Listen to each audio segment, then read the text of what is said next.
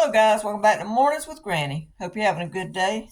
It is a dreary, wet day here. It's cloudy.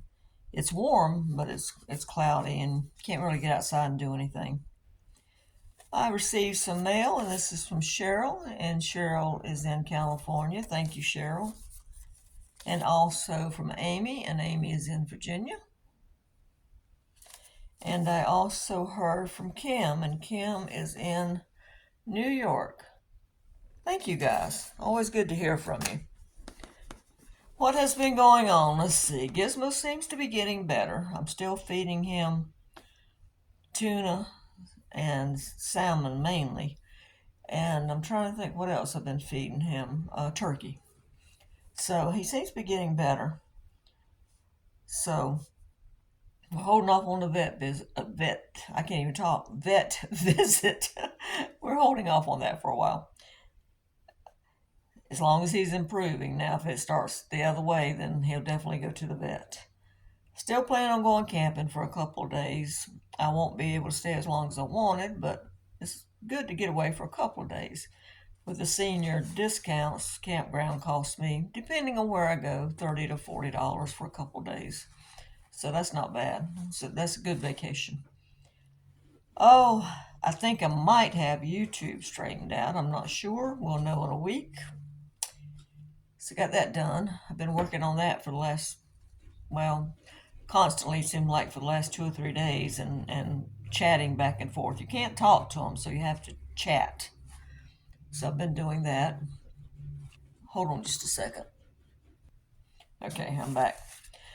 But anyway, I went to the grocery store the other day to pick Gizmo up a couple of cans of tuna. I was just, glancing at prices. I've been trying to eat what I have here. Thank goodness for stockpiles, right? And prices are just getting higher and higher and higher. So it got me thinking about when I was a kid, what my parents and grandparents did, because we didn't go to the store that often. At least my grandparents didn't. And we grew stuff. We bartered for stuff. I can remember bartering for molasses. The man across the road made his own molasses. I can remember them bartering for that and helping him do it. We went hunting, fishing. We gathered wild edibles, black walnuts. We got pecans and blackberries and figs and different things. And before I go any further, let me put this disclaimer up there. I'm not telling you to go out and shoot an animal. And if you choose to go forage weeds such as chickweed and wild mustard and so forth, please take a class. Please get an expert to show you what to do. It's like mushrooms. I don't pick up mushrooms because I don't know enough about mushrooms to go gather them. I would need an expert to spend a lot of time with me before I would feel safe eating a wild mushroom. So please, if you're going to do this, take a class or get someone that has been doing it for a long time that can show you the proper way. But as far as meats, when I say the boys, I mean my grandparents' sons. They would go out hunting. They would hunt for deer, wild boar. I can remember my dad killing a wild hog or a pig, whatever you want to call it. Let's see. They went fishing. My grandfather set traps for squirrels and rabbits. I've had frog legs. I can remember going at night when I was 6 or 7 years old, sitting in the car at night while Dad went frog gigging at the pond. And boy, I can remember the mosquitoes being so bad and it was too hot to roll up the windows.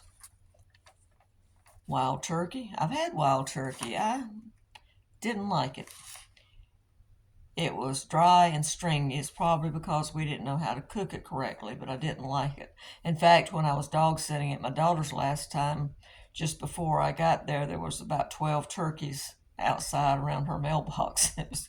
I texted her and I said, "You got turkeys at your mailbox?" And she said, "They come through there all the time like that." And I saw a couple of deer while I was down there too. And they do hunt for deer. We've had goat. which that's not really foraging. My grandparents had a goat. We raised our own cow, our own hogs. Now, as far as going out picking stuff in the wild, we've picked wild plums. I never cared much about plums, but I had a friend that liked them, so we went picking those. Blackberries, of course. I'm trying to think. You have the wild persimmons. I've got a persimmon tree, and they're a little bit smaller than a ping pong ball. They don't get that big, and birds usually get them, and that's okay. Crab apples around here, again, the crab apples get about the size of a ping pong ball. They don't get big at all. You've got, and I'm including this in here, even though it's in most people's yards. We call them the old-timey pears. I know you've passed people's yards, and the pear tree is just bowing over. It's so full of pears. People used to eat them. They don't eat them anymore. They just leave them there to rot. I can remember the pear. I don't know what brand, what type.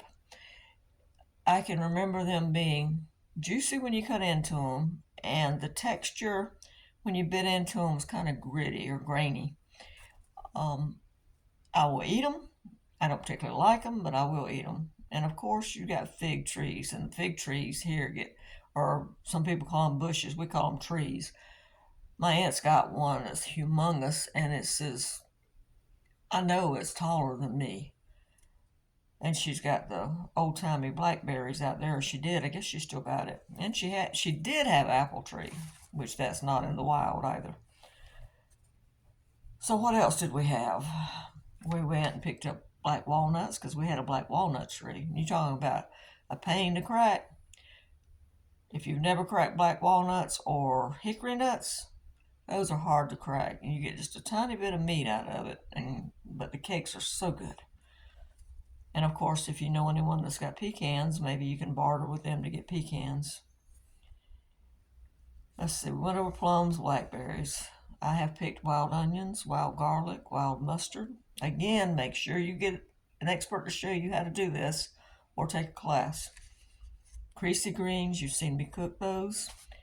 I think the name of them is watercress, but we always call them creasy greens. Poke salad. Yes, I went with my grandmother to pick poke salad. And I was trying to think what else. There's several other edible weeds out there like chickweed and curly dock and different things. But again, please make sure you have an expert show you what to pick and what's safe to eat and how to cook it.